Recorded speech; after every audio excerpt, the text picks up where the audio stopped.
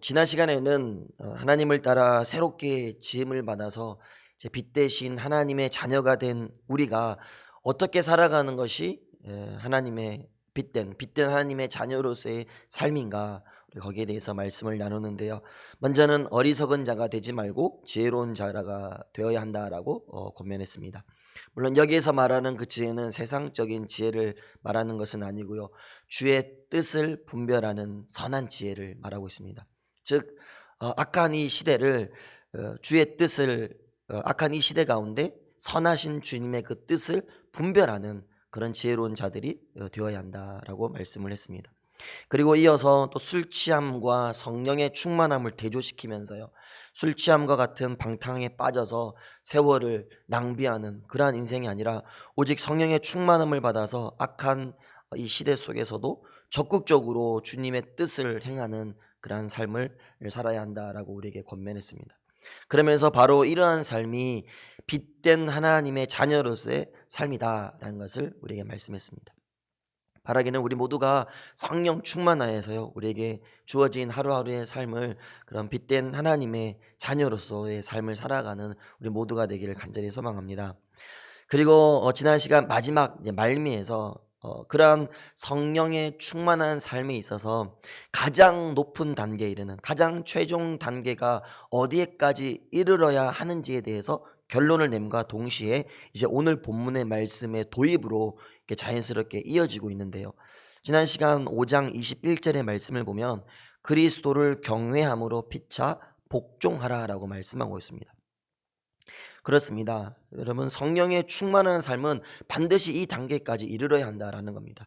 피차 복종하는 데까지. 즉 우리가 아무리 성령의 충만함을 받고 능력을 행사하고 어떤 은사를 경험하고 또 은혜로서 우리가 충만하다 하더라도요, 그 나타나는 삶의 모습 가운데 서로 피차 복종하는 단계까지 이르지 못한다고 한다면 어쩌면 그것은 엄밀한 의미에서는 진정한 성령 충만의 모습이라고 할 수 없다라는 것입니다. 다시 말해서 진정으로 성령 충만한 삶이라는 것은 지극히 개인적인 어떤 경험이나 개인적으로 어떤 성령의 충만한 그런 상태에서만 머물러 있는 것이 아니라 반드시 그 단계를 뛰어넘어서 다른 사람과의 상호관계 속에서도, 그러니까 인간관계 속에서도 서로 그리스도를 경외함으로 복종하는 단계까지 반드시 이르러야 한다는 겁니다. 그때야 비로소 그것이 진정한 성령 충만한 삶이다라고 말할 수 있는 것입니다. 그래서 오늘 말씀을 통해서 그러한 관계 속에서, 인간관계 속에서 나타나는 성령 충만한 삶이란 어떤 삶인지를 우리가 함께 나눌 텐데요. 먼저 여러 다양한 인간 관계가 있지 않겠습니까? 그 가운데서도 오늘 본문에서 우리에게 가장 먼저 언급하고 있는 관계는 바로 부부 관계입니다.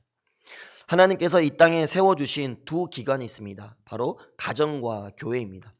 그리고 그 중에서 가정을 시작하게 하는 것이 바로 이 부부관계입니다. 특별히 성경은 이 부부관계에 대해서 매우 중요하고 또 의미 있게 다루고 있습니다. 왜냐하면 이 결혼제도, 즉 이 부부관계가 단순히 인간의 행복만을 위해서 만들어진 그런 제도가 아니라 이 제도를 통하여서 하나님께서 우리에게 보여주시고자 하셨던 더욱 놀라운 신비와 또 그 안에 감추어진 놀라운 비밀이 있다라는 것입니다. 그래서 오늘 본문 마지막 결론 31절과 32절 상반절에 보면은요, 그러므로 사람이 부모를 떠나 그의 아내와 합하여 그 둘이 한 육체가 될지니 이 비밀이 크도다라고 말씀을 하고 있습니다. 그러니까 단순히 우리의 행복을 위해서가 아니라 그 안에는 너무나도 놀라운 신비와 비밀이 감추어져 있다라는 겁니다. 즉 하나님께서 이 제도를 통하여서 우리에게 더욱 놀라운 비밀을 보여주시기 위함이다라는 것인데요. 그렇다면 어떤 비밀이 감추어져 있을까? 이어지는 32절 하반절의 말씀에 보니까요, 나는 그리스도와 교회에 대하여 말하노라 라고 말씀하고 있습니다. 바울 사도가 이 결혼에 대해서 얘기하면서 단순히 인간의 삶 속에 나타나는 결혼이나 그 결혼을 통한 우리가 느끼는 어떤 행복, 단순히 그것에 대해서 1차원적으로 말하려고 하는 것이 아니라 그 안에 담겨 있는 놀라운 비밀, 바로 그리스도와 교회에 관한 비밀을 말하기 위하여서 이 부부 관계를 말하고 있다라는 것입니다. 즉 결혼제도, 이 부부관계를 통해서 우리에게 보여주고자 하셨던 궁극적인 의미는 바로 그리스도와 교회의 관계가 어떤 것인지, 그 안에 담겨져 있는 놀라운 비밀, 그리스도와 교회의 영광, 그 관계가 어떤 것인지를 알려주시기 위함이었다라는 것입니다. 다시 말해서 하나님께서 천지를 창조하시고 최초의 부부관계를 만드신 것은 결국 그 관계를 통해서 그리스도와 교회의 영광이 무엇인지를 보여주기 위함이었다라는 것입니다. 그래서 우리가 궁극적으로 하나님께서 세워주신 이 결혼제도, 부부관계를 통해서요, 그리스도와 교회의 관계가 무엇인지를 깨닫는 수준에까지 오를 수 있어야 됩니다. 그렇게 될 때 정말로 하나님께서 세우신 이 부부관계가 얼마나 놀라운 관계인지를 우리가 알 수 있게 됩니다.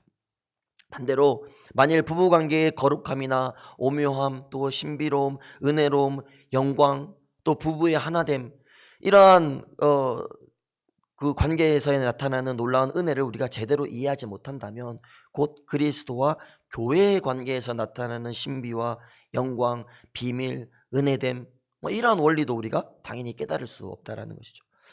그러므로 오늘 짧은 말씀이지만 오늘 이 말씀 속에, 이 말씀을 통해서 부부 관계의 원리를 우리가 깨닫고요, 그 안에 감춰진 그리스도와 교회의 비밀, 그 영광을 깨닫는 은혜가 있기를 간절히 소망합니다. 다음에 오늘 본문을 통해서 우리에게 주시는 말씀이 무엇인지 살펴볼 텐데요. 먼저 아내와 남편에게 각기 다른 두 개의 명령이 주어지고 있습니다. 먼저 아내에게 주어진 명령인데요, 22절과 24절의 말씀해 보니까 아내들이여 자기 남편에게 복종하기를 주께 하듯 하라. 이는 남편이 아내의 머리됨이 그리스도께서 교회의 머리됨과 같음이니 그가 바로 몸의 구주시니라. 그러므로 교회가 그리스도에게 하듯 아내들도 범사에 자기 남편에게 복종할지니라. 이 구절을 어떤 설명도 없이, 우리가 방금 서론에서 나눴던 그런 설명도 없이 딱 이 부분만 적어서요, 소위 MZ세대라고 하는 요즘 젊은 세대에게 보여주면 아마 난리가 날 것입니다. 꼭 젊은 세대가 아니더라도 기성세대도 우리가 말씀의 진짜 의미를 모른 채 그냥 문자 그대로만 이 말씀을 본다면 아내들의 입장에서는요, 조금 기분이 언짢을 수도 있을 것 같습니다. 사실 그래서 조금 전 서론에서 이렇게 충분히 설명을 한 것입니다. 이 말씀을 단순히 부부관계에서만 우리가 적용할 것이 아니라 그리스도와 교회의 관계까지 확장되어야 한다는 것입니다. 그런 배경에서 이 말씀을 볼 때 먼저 아내에게 주신 의무는요, 복종, 즉 순종의 의미입니다. 복종이라는 것은 남편의 권위를 인정하는 것을 말하고 있습니다. 그런데 여기에서 중요한 것은 여자가 남자보다 열등한 존재이거나 한없이 부족한 존재이기 때문에 그래서 남편에게 복종해야 한다라는 것은 결코 아니다라는 것입니다. 물론 이 말씀이 쓰여진 당시에 여성의 인권이 매우 인정을 받지 못하던 그런 시대였습니다. 그러한 시대적 배경 속에서 자칫 오해를 불러올 수 있음에도 바울 사도가 이러한 말씀을 전한 것은요, 오히려 더욱 남자와 여자가 동등하게 창조되었다라는 것을 말하기 위함이었습니다. 창세기에 보면 하나님께서 여자를 돕는 배필로 창조하셨다라고 기록하고 있는데요, 이때 그 돕는 배필이란 단어에 사용된 이 원어가 예젤이라는 단어입니다. 그런데 이 단어가 또 어디에 사용되냐면요, 하나님께서 우리를 도우신다, 이런 표현, 그러니까 하나님께서 우리 사람을 도우신다라는 이 문장을 쓸 때 표현하는 단어가 바로 이 예젤이라는 단어입니다. 그래서 구약 성경에 수차례 등장하고 있는데요, 그렇다면 하나님이 도우신다라는 이야기를 할 때 쓰는 이 에젤이라는 표현이 여자에게 사용되었다, 돕는 배필이라는 단어에 사용되었다라는 것은 무엇을 의미하겠습니까? 그만큼 여자에게 주어진 사명이 얼마나 위대하고 영광스러운 것인가를 의미한다라는 것입니다. 그러니까 여자가 남자보다 열등하거나 부족하다라는 것을 말하는 것이 아니라 오히려 가치나 능력 면에서는요, 동등하고 꼭 필요한 존재다라는 것을 의미한다라고 볼 수 있습니다. 그렇다면 왜 복종해야 하는가, 왜 순종해야 하는가? 그것은 하나님께서 정하신 역할이 다르기 때문입니다. 다시 말해 하나님께서 세우신 역할과 질서로 인해서 여자는 남편에게 순종해야 한다라는 것입니다. 하나님은 남편을 가정의 머리로 세우셨습니다. 마치 그리스도께서 교회의 머리가 되시는 것처럼 남편은 가정의 머리입니다. 그래서 그 역할과 그 질서에 따라서 여자는 남편에게 순종하고 순복해야 한다라는 것입니다. 또 머리는 리더십을 의미하기도 합니다. 여러분, 한 공동체에 리더십이 있는 이유는요, 그 공동체를 세우기 위함입니다. 마찬가지로 아내의 머리가 남편인 것은 그 가정의 남편을 리더로 세우셔서 그 가정을 세우기 위한 것입니다. 그래서 아내가 남편의 그 리더십을 인정하고 그 권위에 순종할 때 우리의 가정은 더욱 아름답고 건강하게 세워지게 되는 것입니다. 교회도 마찬가지입니다. 이 안에서 우리는 그리스도와 교회의 그 비밀을 발견해야 되는데요, 머리 대신 예수님께 순종할 때 우리 교회가 더욱 아름답게 세워질 수 있다는 것입니다. 그런데 우리가 머리 대신 예수님께 순종하는 것은요, 강압적이나 어떤 억압에 의한 어떤 그런 힘에 의한 것이 아닙니다. 예수님께서 우리에게 베풀어 주신 그 놀라우신 은혜, 그 사랑에 힘입어 너무나도 자발적으로 우리에게 주어진 순종과 복종이다라는 것입니다. 여러분, 그것이 이제 이어지는 말씀에서 남편에게 주어진 명령에서 우리가 그 의미를 찾아볼 수 있게 되는데요, 25절에서 30절까지 이제 남편에게 주어진 명령이 쭉 기록이 되어 있습니다. 핵심은요, 아내를 향한 남편의 헌신적이고 무조건적인 사랑이 있어야 된다라는 것입니다. 그 사랑에 기반하여서 아내의 순종과 복종이 자연스럽게 따른다라는 것입니다. 그래서 여러분, 말씀을 보면은요, 아내의 사랑에 대해서 계속해서 반복하고 있습니다. 오히려 아내의 순종, 복종보다 남편이 아내를 사랑해야 하는 것들에 대해서 더욱더 강조하고 있는 것을 우리가 발견하게 됩니다. 수차례 이 아내 사랑에 대해서 반복하고 있고요. 또 28절에서는요, 자신을 사랑하듯, 남자가 자신을 사랑하듯 아내를 사랑하라라고까지 이야기하고 있습니다. 여러분, 남자들이요, 저도 남자이지만 얼마나 자기 스스로를 사랑합니까? 제가 결혼해서 이제 결혼 저도 10년 차가 되었는데요, 좀 가소로울 수도 있지만 제가 결혼해서 보니까요, 물론 각자 결혼하기 전에는 각자의 취미 생활도 다 있었을 텐데요, 여자는 대부분 보면 결혼하고 나면 그 취미 생활을 거의 하지 못하고 거의 없어집니다. 그래서 가정을 위해서 헌신하고 아이들 돌보고 이렇게 거기에 집중하면서 최선을 다하는데요, 남자들은 여지없이 여전히 자신의 취미 생활을 합니다. 낚시라든지 운동이라든지, 저도 운동을 워낙 좋아해서 꼭 운동을 하는데요, 이런 취미 생활들을 여전히 하는 것을 보게 됩니다. 그만큼 남자들은 자신들을 너무 사랑하는 것 같습니다. 그러니까 적어도 그렇게 자신을 사랑하는 것만큼만 아내를 사랑해야 한다라고 말씀하고 있는 것입니다. 그리고 계속해서 그 사랑의 깊이는요, 더욱 깊어져서 이제는 그리스도께서 교회를 위해 자신을 내어준 것 같이 아내를 사랑해야 한다라고까지 강조하고 있습니다.